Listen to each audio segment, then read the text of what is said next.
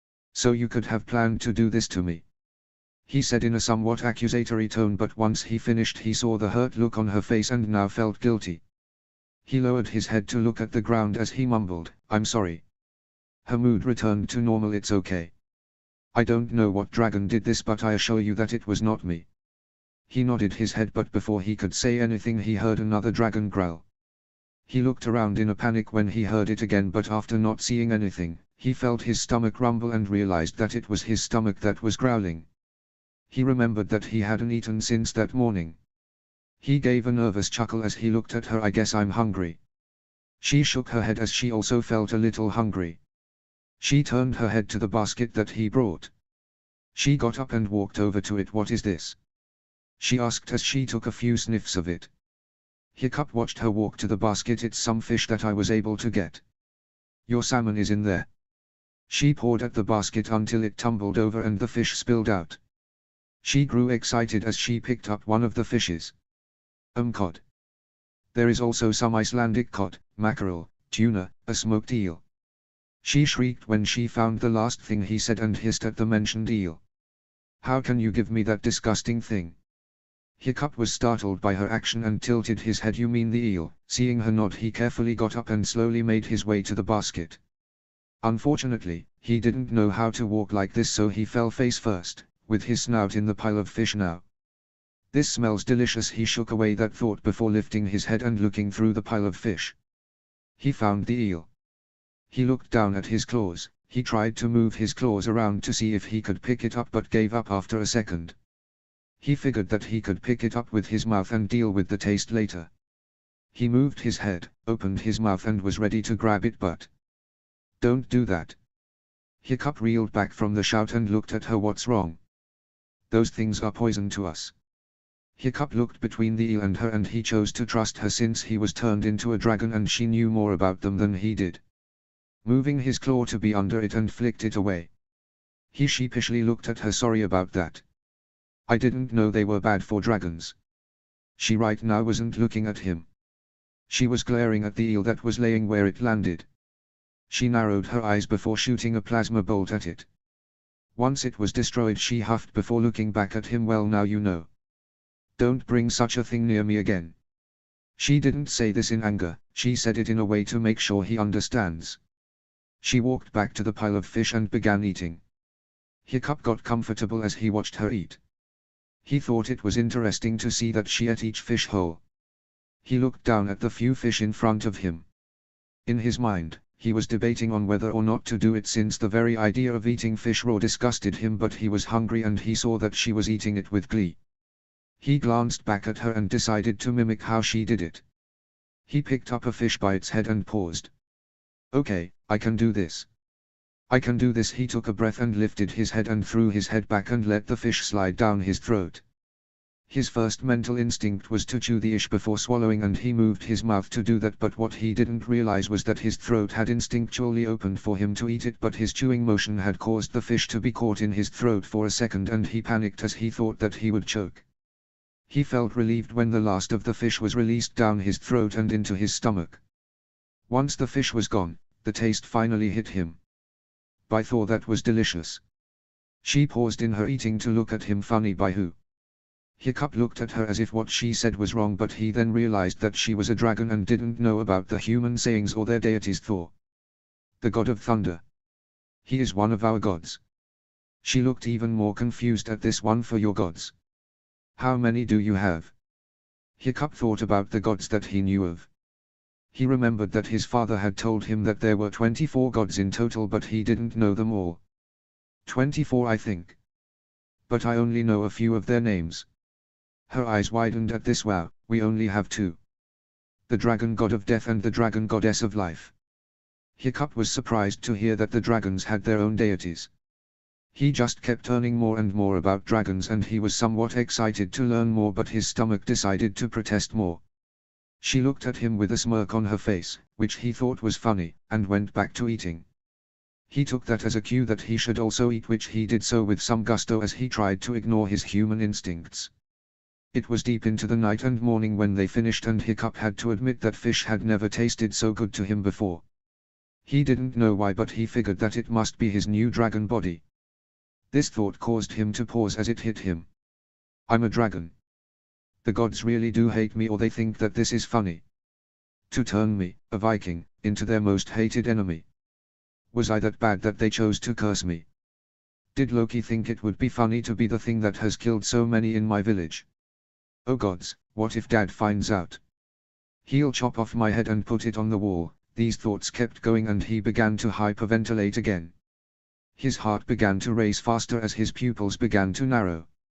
She was stretching herself like a cat before she noticed him began to panic again. Toothless, she walked over to him as he looked at her. You're starting to panic again.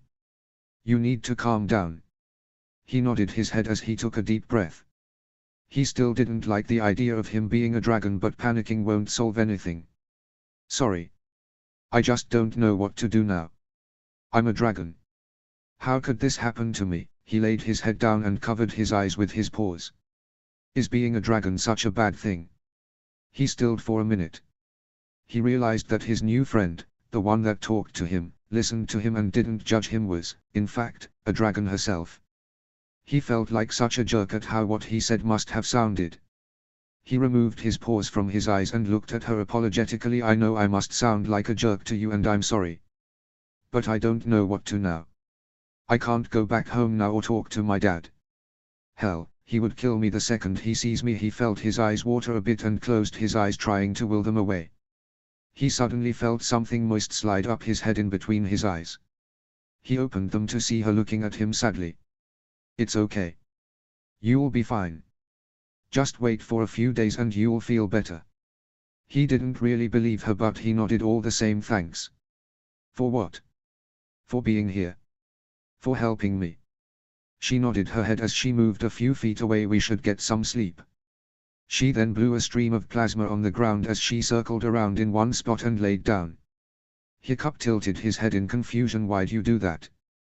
She looked at him as if he had become a Zipply back before she remembered that he didn't know anything about dragons. It's to help us sleep. We may breathe out fire, plasma, and hot rocks, but we still need some heat when we sleep. She then motioned with her head for him to come closer. Come on, you should get some sleep too. It took him a second to realize that she was telling him to sleep next to her. Although she was a dragon, the thought of sleeping next to a female still made him blush, and he wasn't sure if it was visible through his black scales. He shook his head as he chalked this up as a dragon thing. He got up and began to walk towards her while looking at his feet to make sure that he didn't trip. Don't drag your wings and tail. He looked up at her. You could damage them, and they are really important to dragons. Hiccup looked back at his wings and noticed that they as well as his tail were flopped on the ground and leaving drag lines behind him.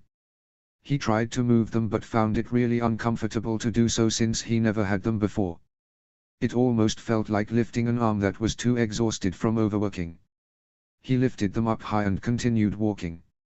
She giggled at how he looked with his wings and tail lifted high in the air.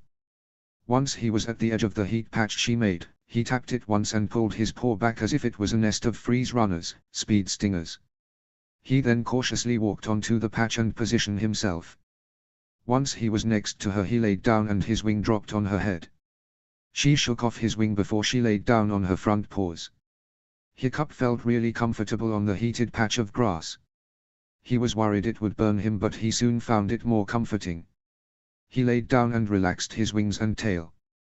He winced when he saw that one of them had dropped on her head, but she just shook it off and gave a small glare at him before she laid down.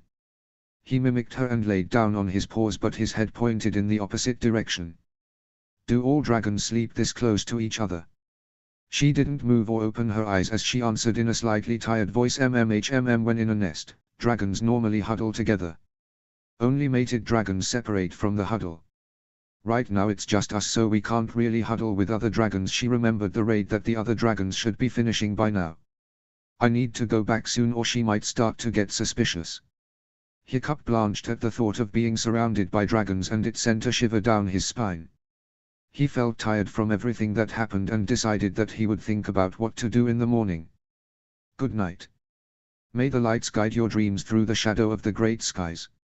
Hiccup was confused about what she said for a second before he realized that it was a dragon's way of saying good night. He closed his eyes and let sleep take him.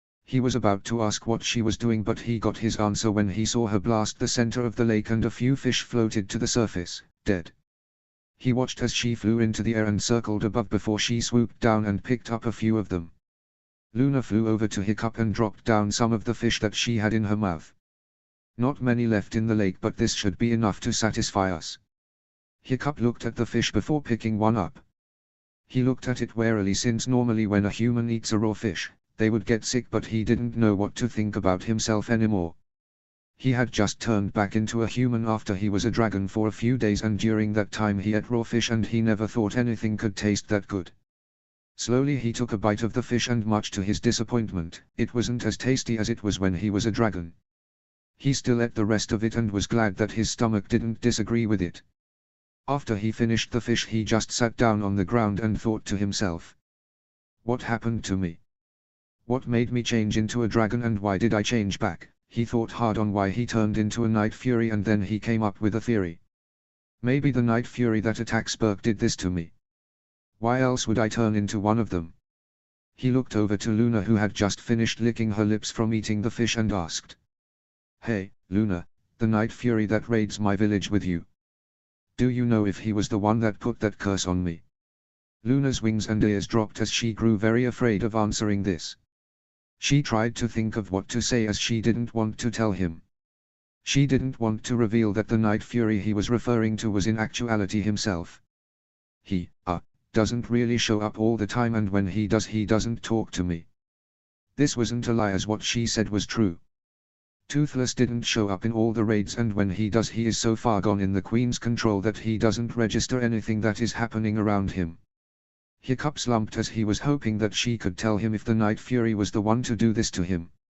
After a second he looked at her and gave her a sympathetic smile. Well, he doesn't sound like a very good friend if he doesn't talk to you at all. You have become the best thing to happen to me in a very long time, she sighed in relief as he had bought her excuse. It's fine. It doesn't really matter anymore. Hiccup nodded as he got up, and then something hit him. I can go back home. Hey, Luna, can you take me back? Luna tilted her head before she got what he meant. She felt a little disappointed at this, but she could understand the need to go home, as she had wanted to have that, a home. Sure, we can leave whenever you want. Hiccup nodded as he walked towards her until a gust of wind blew. He felt a breeze go between his legs and he looked down to realize that he was again naked. He quickly covered his parts with his hands and looked around for what he could use to cover himself. Luna was confused at what he was doing as she watched him look in every direction while using his hands to cover up his member. What are you doing? Hiccup was now hiding behind a bush as he poked his head out. I'm trying to find a way to get decent. She tilted her head again as this just confused her more. Decent. Hiccup felt embarrassed at the fact that he had to explain what he meant. Humans need to wear clothes to cover up their private parts. Luna was just getting more confused as this went on. What private parts? Well, humans use clothes not only to keep ourselves warm and give us some protection, but we also use them to cover up our He thought for a bit for a way to say it in a way to be understandable to her, reproductive parts. Luna now understood what he meant, but this still confused her. Why would you need to cover them anyway? Hiccup felt that it would be almost impossible to explain it to her, as it wouldn't make sense to an animal. He felt bad to think of her as such, as he found out that dragons are intelligent creatures. He shook his head and just decided to go with it's a human thing. Luna only shrugged her wings and accepted the answer. He looked around for anything he could use to cover himself. He saw his pants laying on the ground and made his way to pick them up, but as he picked them up he saw that they were completely shredded. Sighing in defeat he dropped them to the ground, as there weren't enough of them to even tie around his waist. He looked to Luna while still trying to cover himself as best he could. So are you going to carry me back to Berk? Luna nodded as she spread her wings ready to jump into the air, but was stopped by Hiccup.